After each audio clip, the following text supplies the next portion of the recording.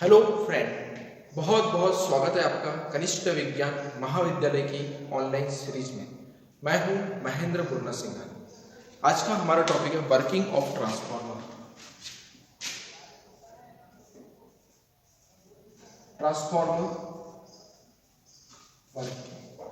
Working of transformer.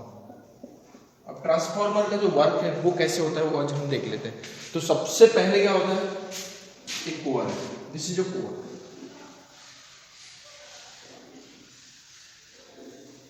ये क्या है, कोर। ये कोर है जो स्क्वायर फॉर्म में रहता है, ठीक है। इस स्क्वायर फॉर्म में जो कोर है इसके ऊपर हम वाइंडिंग करते हैं, ठीक है। अब ट्रांसफार्मर में दो साइड है। कौन सी ट्रांसफार्मर, कितने साइड्स है? दो साइड्स है, एक साइड और ये दूसरी साइड, ठीक है। तो इस वाइंडिंग, यहाँ पर जो हम वाइंडिंग करेंगे इस वाइंडिंग को हम बोलते हैं प्राइमरी वाइंडिंग, और यहाँ पर जो हम वाइंडिंग करते हैं इस वाइंडिंग को हम बोलते हैं सेकेंडरी वाइंडिंग। अब वो कैसे रहता है तो देखो, सबसे पहले हम प्राइमरी वाइंडिंग करते हैं, ठीक है।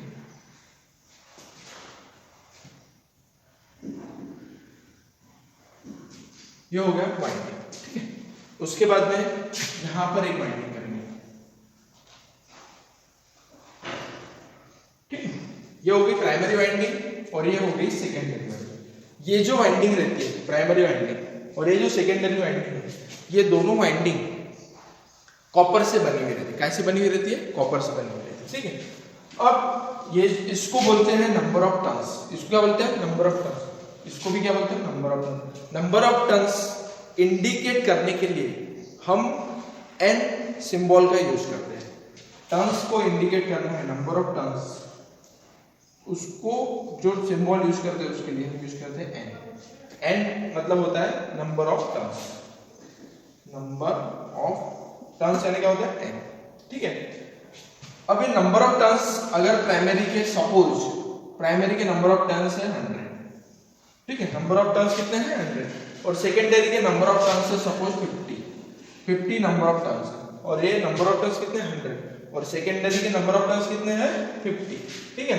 तो नंबर ऑफ टर्न्स जो 100 है वो सेकेंडरी से ज्यादा है, तो मैं यहाँ पे ऐसा लिखता हूँ। नंबर ऑफ टर्न्स को इंडिकेट करने के लिए एन सिंबल का यूज करते हैं। अब ये प्राइमरी साइड है इसलिए हम इसको n1 बोलेंगे, और ये सेकेंडरी साइड है इसको हम क्या बोलेंगे? n2 बोलेंगे, ठीक है। n2 के नंबर ऑफ टर्न्स कितने हैं? 50। n1 के नंबर ऑफ टर्न्स कितने हैं? 100, ठीक है। अगर n1 के नंबर ऑफ टर्न्स अगर ज्यादा है और n2 के नंबर ऑफ टर्न्स अगर कम है, तो इस ट्रांसफार्मर को हम बोलते हैं स्टेप डाउन ट्रांसफार्मर। क्या बोलते हैं हम इसको? स्टेप डाउन ट्रांसफार्मर, ठीक है। अगर n1 के नंबर ऑफ टर्न्स ज्यादा है n2 से, n1 अगर ग्रेटर है n2 से, तो कौन सा ट्रांसफार्मर है? स्टेप डाउन ट्रांसफार्मर, ठीक है। अगर सपोज ये n2 के नंबर ऑफ टर्न्स 500 है, n1 के नंबर ऑफ टर्न्स है 100, n2 के नंबर ऑफ टर्न्स है 500, तो n2 is greater than n1। अगर सेकेंडरी के नंबर ऑफ टर्न्स अगर प्राइमरी के नंबर ऑफ टर्न्स से अगर ज्यादा है, तो उसको बोलते हैं हम स्टेप अप ट्रांसफार्मर। क्या बोलते हैं हम इसको? Step up transformer. क्या बोलते हैं हम इसको? स्टेप अप ट्रांसफार्मर बोलते हैं इसको। क्या बोलते हैं? स्टेप अप ट्रांसफार्मर बोलते हैं। तो आपको क्या देखना है अभी? Working principle of transformer. Transformer काम कैसे करते हैं? तो सबसे पहले हम प्राइमरी में हम सप्लाई अप्लाई करेंगे। क्या अप्लाई करेंगे? वोल्टेज अप्लाई करेंगे, ठीक है। इस वोल्टेज के वजह से इस वाइंडिंग में करंट फ्लो होगा। क्या फ्लो होगा? करंट I1 फ्लो होगा। क्या फ्लो होगा? करंट I1 फ्लो होगा। वोल्टेज की वजह से क्या फ्लो होगा?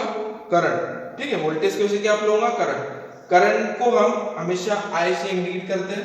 प्राइमरी करंट है, पहला करंट है, इसलिए हमने इसको नाम क्या दिया? I1। V1 वोल्टेज है, AC वोल्टेज है। वोल्टेज की वजह से क्या फ्लो होगा? करंट। करंट के वजह से इस जो ये वाइंडिंग है, इस वाइंडिंग में जनरेट होगा फ्लक्स। क्या जनरेट होगा? फ्लक्स। ये फ्लक्स है, ठीक है। ये होगी फ्लक्स। फ्लक्स को इंडिकेट करने के लिए हम यूज करते हैं फाई का इंडिकेट करते हैं। फ्लक्स यानी क्या होता है? फाई।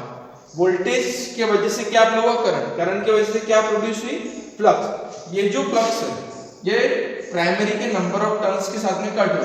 अब ये जो सेकेंडरी है, सेकेंडरी वाइंडिंग इस वाइंडिंग के साथ में कनेक्ट नहीं है। ये वाइंडिंग प्राइमरी वाइंडिंग और ये सेकेंडरी वाइंडिंग ये जो पोर्शन है, इस पोर्शन में है एयर, क्या है, एयर गैप बोलते हैं उसको, इसको क्या बोलते हैं, एयर गैप, ठीक है ना। लेकिन ये कनेक्ट है क्या, नहीं है, एक दूसरे से दूर है। दूर क्या वजह से, दोनों के बीच में क्या है, एयर है, क्या है, यहाँ पे क्या है, एयर है, ठीक है ना। अब ये क्या हो गया, वोल्टेज की वजह से करंट फ्लो हुआ, करंट की वजह से फ्लक्स प्रोड्यूस हुई। ये जो फ्लक्स है, ये फ्लक्स जब इसके साथ में कट होती है, उसी टाइम पर इसके साथ में भी कट होती है, ठीक है। तो हम कैसे डिनोट करते हैं फ्लक्स को, डॉट डॉट लाइन से, ठीक है, ये डॉट डॉट लाइन। ये जो फ्लक्स है, ये दो फ्लक्स आ रही है और ये दो फ्लक्स आ रही है, और ये इसके साथ में क्या हो रही है, कट हो रही है, क्या हो रही है, कट हो रही है। ये जो वोल्टेज है, करंट फ्लो हुआ, फ्लक्स प्रोड्यूस, ये फ्लक्स प्राइमरी वाइंडिंग के साथ में कट हुई, उसी टाइम पर इस सेकेंडरी नंबर ऑफ टर्न्स के साथ में कट हुई, ठीक है। तो जब वोल्टेज फ्लो हुआ, करंट प्रोड्यूस हुई, करंट की वजह से फ्लक्स जनरेट हुआ, ये जो फ्लक्स है, ये नंबर ऑफ टर्न्स के साथ में कट होने के बाद में इस वाइंडिंग में ईएमएफ जनरेट होता है। क्या जनरेट होता है, ईएमएफ। उस ईएमएफ को हम अभी नाम दे देंगे E1, ठीक है ना, ठीक है। अब ये E1 को हम सेल्फ इंड्यूस्ड ईएमएफ भी बोलते हैं। क्या बोलते हैं, सेल्फ इंड्यूस्ड। सेल्फ इंड्यूस्ड क्यों, क्योंकि इस वाइंडिंग के को हमने क्या अप्लाई किया, वोल्टेज अप्लाई किया। क्या अप्लाई किया, वोल्टेज। वोल्टेज का जो करंट फ्लो, करंट की वजह से फ्लक्स बनी, ये फ्लक्स इस टर्न के साथ में कट हुई, वहां पे ईएमएफ जनरेट हुआ। क्या जनरेट हुआ, ईएमएफ, ठीक है ना। इसको हम बोलेंगे E1, ठीक है। उसी टाइम पर ये जो फ्लक्स है, ये जो फ्लक्स है, फ्लक्स को इंडिकेट करने के लिए हम फाई का यूज करेंगे। ये जो फ्लक्स है, ये फ्लक्स सेकेंडरी वाइंडिंग के साथ में भी क्या हो रही है, कट हो रही है। सेकेंडरी के साथ में भी क्या हो रही है, कट हो रही है, हो रही है कट। तो यहां पर सेकेंडरी में क्या जनरेट होगा, ईएमएफ जनरेट होगा। इस ईएमएफ को नाम क्या देंगे हम, E2। इसको नाम क्या रहेगा, E2, ठीक है। अब ये E2 वोल्टेज फ्लो हुआ, करंट आया, करंट की वजह से फ्लक्स प्रोड्यूस हुई, टर्न्स के साथ में कट हुई, तो यहां पर क्या जनरेट हुआ, ईएमएफ जनरेट हुआ। अब ये जो फ्लक्स है, सेकेंडरी वाइंडिंग के साथ में भी कट हो रही है कट। तो ये जो E2 है, E2 मतलब होता है वोल्टेज ही होता है। क्या होता है, वोल्टेज। इस वोल्टेज के वजह से, कौन से वोल्टेज की वजह से, E2 के वजह से, E2 वोल्टेज है, क्या है, ईएमएफ यानी वोल्टेज होता है। E2 ईएमएफ और वोल्टेज की वजह से इस सेकेंडरी वाइंडिंग में क्या फ्लो होगा, करंट फ्लो होगा। अब क्या फ्लो होगा, करंट। कौन सा करंट फ्लो होगा, I2 फ्लो होगा। कौन सा करंट फ्लो होगा, I2। अब ये सेकेंडरी में हम कनेक्ट करते हैं हमेशा फैन, ट्यूबलाइट, लोड वगैरह हम कनेक्ट करते हैं, ठीक है। तो ये लोड को इंडिकेट करने का सिंबल है ऐसा स्क्वायर बॉक्स, ठीक है। तो E2 आया, E2 की वजह से क्या है, करंट I2 आया। अब ये E2 की वजह से क्या है, करंट I2 है। अब ये लोड के अक्रॉस क्या मिलेगा हमको, वोल्टेज मिलेगा। लोड के अक्रॉस क्या मिलेगा हमको, वोल्टेज V2 बोलेंगे हम उसको। लोड के अक्रॉस क्या मिलेगा, वोल्टेज V2।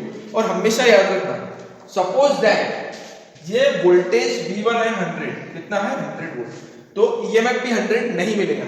ईएमएफ कितना मिलेगा, सपोज 99 मिलेगा। कितना मिलेगा, 99 वोल्टेज मिलेगा। हमने वोल्टेज कितना अप्लाई किया, 100 वोल्ट। ईएमएफ क्या 100 मिल रहा है क्या, नहीं मिल रहा। क्यों नहीं मिल रहा, क्योंकि उसमें वाइंडिंग है।